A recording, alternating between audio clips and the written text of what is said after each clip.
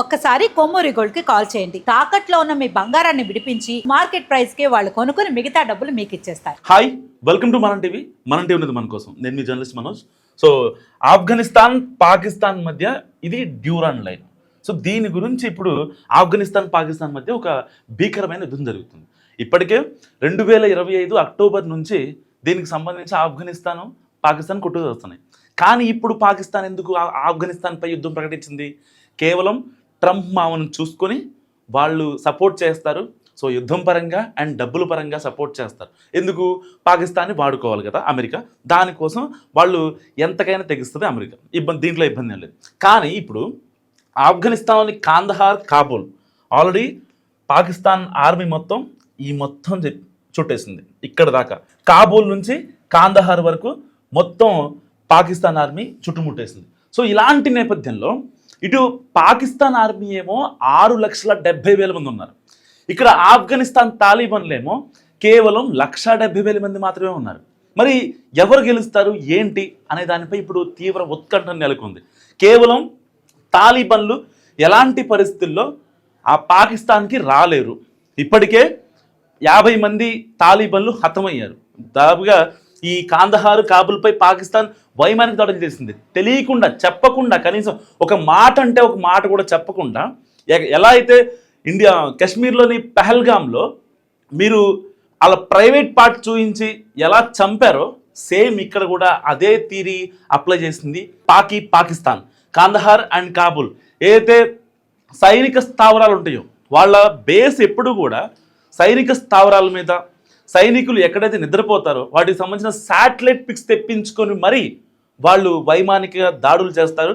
So దాదాపుగా 70 క్షిపణుల్ని కాందహారు, కాబూల్పై వేస్తే వాళ్ళు మరి ఏదైతే ఆ ఫైటర్ జెట్స్ నడిపేటోళ్ళు పాకిస్తాన్లో ఉన్నారు కదా, సో కాల్డ్ ఆర్మీ, వాళ్ళ ఆర్మీ కదా యాక్చువల్గా, వాళ్ళు ఒక టెర్రరిస్టులు.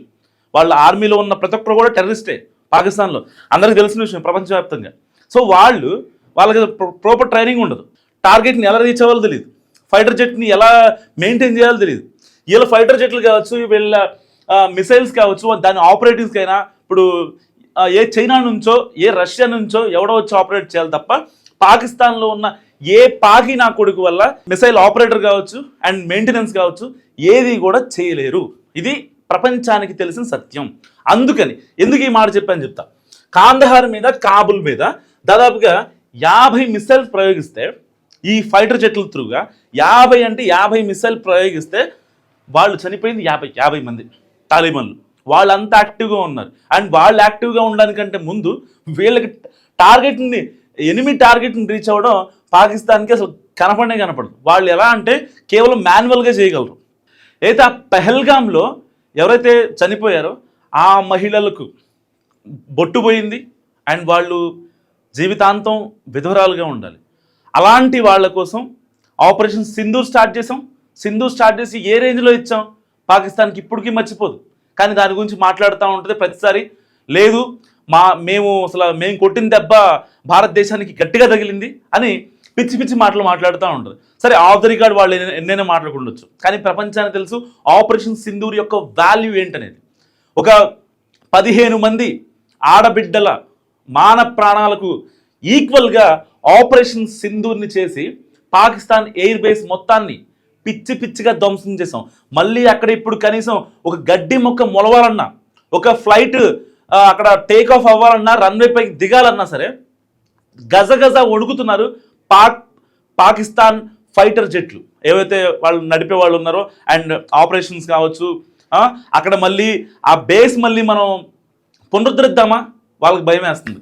ఎప్పుడు భారతదేశం మళ్ళీ చెప్పకుండా ఏం చేసిద్దో అని చెప్పి మన టీం ఎంత గట్టిగా పనిచేస్తుంది. పెహల్గాం తర్వాత 15 రోజులు కఠోర రాత్రులు, 15 రోజులు ఎవరితో మాట్లాడకుండా భార్యా పిల్లలందరినీ పక్కన పెట్టేసి మన రా టీం చాలా గట్టిగా పనిచేసి శాటిలైట్ నివేదికలు తెప్పించుకొని మనం పాకిస్తాన్ మీద మనం యుద్ధం ప్రకటించాం.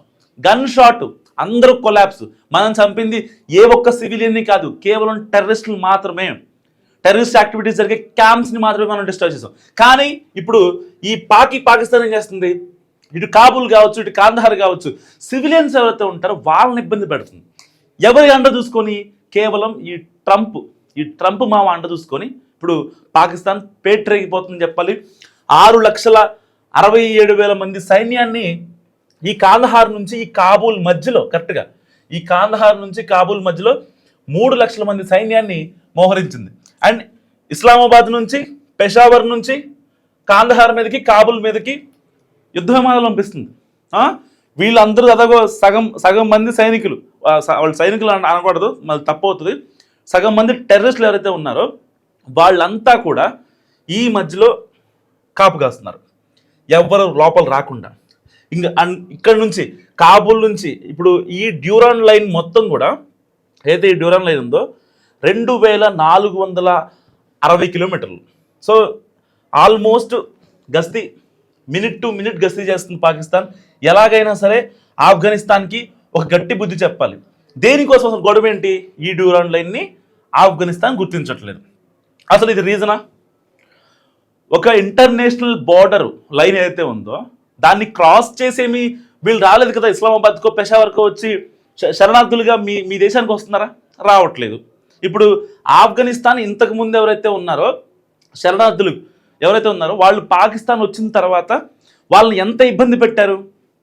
గతంలో గత 15 ఏళ్ళు 20 ఏళ్ళ గురించి మనం మాట్లాడుకుంటే ఆఫ్ఘనిస్తాన్ నుంచి పాకిస్తాన్కి మంచి సంబంధాలు ఉండేవి. ఎప్పుడైతే ఈ తాలిబాన్లు ప్రభుత్వం ఏర్పాటు చేసిన తర్వాత కొంచెం అవన్నీ డిస్టర్బ్ అయినాయి. ఎందుకు డిస్టర్బ్ అయినాయి? పాకిస్తాన్ చేసే పిచ్చి పనులు అనమాట. వాళ్ళు ముస్లింలే, వీళ్ళు ముస్లింలే, దాంట్లో సున్నీలు సూఫీలు అని చెప్పి ఒక ట్రైబ్ ఉంటుంది, మళ్ళీ ఆ కల్చర్ కొంచెం డిఫరెన్స్ ఉంటుంది అంతే, ఆల్మోస్ట్ ఓకే. వీళ్ళు ఆఫ్ఘనిస్తాన్లో ఉండే తాలిబాన్లు వీళ్ళు మాకు సంబంధించిన వాళ్ళు కాదు, మాకు బానిసలు. అప్పట్లో ఉండేవాళ్ళు కదా, మన ఇండియాలో కూడా ఉండేది కదా సిస్టమ్. అగ్రవర్ణాలని వీళ్ళు కూర్చొని ఏదైతే బడుగు బలహీన వర్గాలు ఉంటారో వాళ్ళని కనీసం దగ్గర కూడా రానిచ్చేవాళ్ళు కాదు. వాళ్ళు ఇళ్లలోకి రావాలంటే వాళ్ళ చెప్పులు ఇడిచి రావాలి, వాళ్ళు ఏదన్నా మాట్లాడాలి అంటే వంగి మాట్లాడాలి, లేకపోతే ఈ టవలు నడుము కట్టుకోవాలి, ఒక బానిసల్లాగా ఉండాలి. అలా ట్రీట్ చేశారు ఆఫ్ఘనిస్తాన్ తాలిబాన్లని పాకిస్తాన్ వాళ్ళు. మరి ఎవరికైనా మండదా? తప్పేంటి? మొన్న సరిగ్గా 2 నెలల క్రితం అనుకుంటా, డిసెంబర్ ఎండింగ్లో పాకిస్తాన్ ఆర్మీకి ఆఫ్ఘనిస్తాన్ చుక్కలు చూపించింది. 1000 మంది తాలిబాన్లు ఇదే సేమ్ డ్యూరాన్ లైన్ వైపు వెళ్తే పాకిస్తాన్ ఆర్మీ ఉచ్చపోసుకొని బ్యాక్ వెళ్ళిపోయింది. మా వల్ల కాదు అని చెప్పి బయటకు వెళ్ళిపోయింది. మరి అలాంటి పాకిస్తాన్ ఇప్పుడు మళ్ళీ ఎందుకు వస్తుంది? జస్ట్ బికాస్ ఆఫ్ ట్రంప్ మా వెనకాల ఉన్నాడు, మేం చూసుకుంటాం అని పంపిస్తున్నాడు ట్రంప్ ఎందుకు పంపిస్తున్నాడు? ఆఫ్ఘనిస్తాన్లో ఈ కాబూల్ దగ్గర ఒక ఎయిర్ బేస్ ఉంది, ఓకేనా? ఇదే డ్యూరాన్ లైన్ దగ్గరలో ఒక ఎయిర్ బేస్ ఉంది. సో ఈ ఎయిర్ బేస్ కనుక ట్రంప్ తీసుకుంటే, సో యుఎస్కి సంబంధించిన ఫైటర్ జెట్స్ కావచ్చు, మిసైల్స్ కావచ్చు, వాటన్నిటిని ఈజీగా ఇక్కడ డంప్ చేయొచ్చు, ఇక్కడ పెద్ద స్థావరాన్ని ఏర్పాటు చేయొచ్చు. ఆఫ్ఘనిస్తాన్కి అంతో కొంత డబ్బులు ఇచ్చేసి ఈ ఎయిర్ బేస్ కాబూల్ దగ్గర ఉన్నాయైతే ఈ ఎయిర్ బేస్ని కనుక ట్రంప్ తీసుకున్నట్లయితే ఇటు పక్కన చైనా ఉంది, అండ్ ఇటు పక్కన ఇండియా ఉంది, సో అటు పక్కన రష్యా ఉంది. సో ఈ చిన్న చిన్న దేశాలు మొత్తం ఆల్రెడీ పాకిస్తాన్ ఆల్రెడీ ఆడొక పిచ్చోడు, ఒక రకం చెప్పాలంటే పిచ్చోడు చేతులు రాయనమాట. అనవసరంగా ఆ షబాజ్ షరీఫ్, ఆ మునీరు, సో వాళ్ళని ఎవరు చంపేస్తారు కూడా, సివిలియన్స్ చంపేస్తారు కూడా అర్థం కాని పరిస్థితి. పాకిస్తాన్ సివిలియన్స్ గురించి మాట్లాడుతున్నాం. పాకిస్తాన్ సివిలియన్స్ చంపేసినా సరే ఏమాత్రం మొహమాటలేదు, ఎందుకంటే పాకిస్తాన్ అడుక్కుది అంటున్నారు. ఇప్పటికీ జీడిపి పడిపోయింది, అసలు ఆ జీడిపి ఇంకా అసలు లెగిచే ఛాన్స్ కూడా లేదు, దాంట్లో there is no doubt about it. So అలాంటి నేపథ్యంలో ఇప్పుడు వాళ్ళకి నిత్యావసర వస్తువులు ఏవైతే ఉన్నాయో అవన్నీ రేట్లు పెరిగిపోయాయి. సో అక్కడ పరిస్థితులు అంత బాగాలేవు. ఈ మునీరు, ఈ Pakistan army chief Munir and PM Shahbaz Sharif వీళ్ళిద్దరూ గనక దిగిపోతే పాకిస్తాన్ కాస్త బాగుపడుద్ది. సో ఇది అందరూ తెలిసిన విషయమే, పాకిస్తాన్లోని సివిలియన్స్ కూడా తెలిసిన విషయమే. సో ఇప్పుడు వీళ్ళు పాకిస్తాన్ ఎలాగూ యుఎస్కి సపోర్ట్ చేస్తుంది కాబట్టి ఆఫ్ఘనిస్తాన్లోని ఈ ఎయిర్ బేస్ని కనుక వాళ్ళు ఆక్యుపై చేయగలిగితే సో ఇన్ని దేశాలు కంట్రోల్లోకి వస్తాయి. ఓ పక్క ఇండియా భయపడాల్సి వస్తుంది, ఓ పక్క చైనా, అండ్ ఇటు పాకిస్తాను, అండ్ ఇరాను, ఉర్కెమెనిస్తాను, తజికిస్తాను, ఉజ్బెకిస్తాను, కిజికిస్తాను, అండ్ ఇక్కడ రష్యా. సో ఇన్ని దేశాలని హోల్డ్ చేయొచ్చు ఒకవేళ ఆ ఎయిర్ బేస్ వస్తాయి. సో దీనికోసం ట్రంప్ చేస్తున్న కుట్ర ఏంటంటే అక్కడ ప్రచ్ఛన్న యుద్ధం రావాలి, వీళ్ళిద్దరు కొట్టుకొని చావాలి. ఇటు తాలిబాన్లు కొట్టుకోవాలి, పాకిస్తాన్ వాళ్ళు కొట్టుకోవాలి. పాకిస్తాన్ వాళ్ళు పోయిన పెద్ద ఆశ్చర్యపడ్డ ట్రంప్ సాయంత్రానికి ట్వీట్ పెడతాడు. ఏం పెడతాడు తెలుసా? సీజ్ ఫైర్, నేను చెప్పా అందుకే ఆపేసింది పాకిస్తాన్ అని చెప్తాడు. మళ్ళీ ఇప్పుడు తన ఖాతాలు ఇప్పుడు దాకా 7 యుద్ధాలు ఆపాయని చెప్పాడు కదా. ఇంతకుముందు ఆపరేషన్ సింధూర్ని పెహల్గాం అప్పుడు ఆపాయని చెప్పాడు. అంతకుముందు ఇరాన్ ఇజ్రాయెల్ యుద్ధం ఆపాయని చెప్పాడు. ఈ యుద్ధాలు మొత్తం తన ఆపాడని చెప్పాడు. సాయంత్రానికి ట్వీట్ చేశాడు అనమాట. ఏమనంటే, కేవలం నేననే ఒక వ్యక్తిని ప్రపంచ దేశాల శాంతిని ఉద్దేశించి చెప్పాను కాబట్టే పాకిస్తాన్ ఆఫ్ఘనిస్తాన్ పైన దాడిని ఆపేసింది. పోనీ దాడిని ఆపిందా? ఆపలేదు. 50 మంది తాలిబాన్లని పట్టున పెట్టుకున్నారు ఈ పాక్ పిచ్చినా కొడుకులు. మరి ఇలాంటి నేపథ్యంలో ఈ ఆఫ్ఘనిస్తాన్ ఏం చేస్తుంది? ఇప్పుడు వాళ్ళు సైలెంట్గా ఉంటారా? ఇప్పుడు పాకిస్తాన్ దగ్గర 6,70,000 మంది సైన్యం ఉందని చెప్పి విర్రవీగిపోతుంది కదా. అట్లీస్ట్ ఆఫ్ఘనిస్తాన్ దగ్గర 1,70,000 ఉన్నారు. సివిలియన్స్ కూడా తోడవుతారు కావాలంటే. వాళ్ళు కూడా డ్రెస్సులు వేసుకొని వచ్చేస్తారు, దిప్పుకుంటారు. దాంట్లో ఇబ్బంది. 1000 మంది 2 నెలల క్రితం 1000 మందితో బయటకు వస్తే 1,00,000 మంది పాకిస్తాన్ సైనికులు ఉచ్చబోసుకున్నారు లిటరల్గా.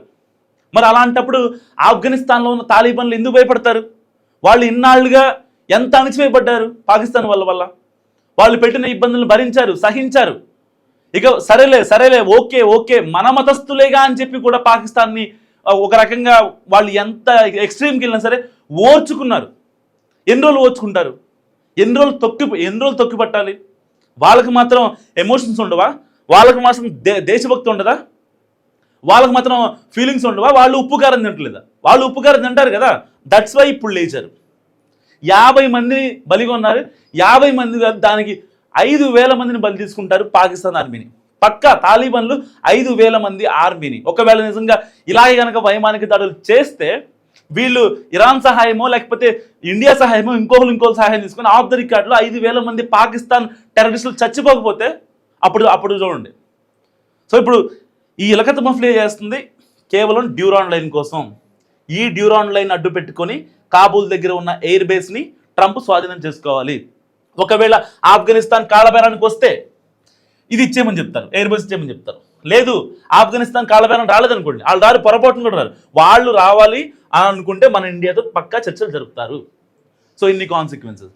ఈ పాకిస్తాన్ ఆఫ్ఘనిస్తాన్ యుద్ధం గురించి మీరేమనుకుంటారో మస్తు కామెంట్ చేయండి. చూస్తూనే ఉండండి మన టీవీ.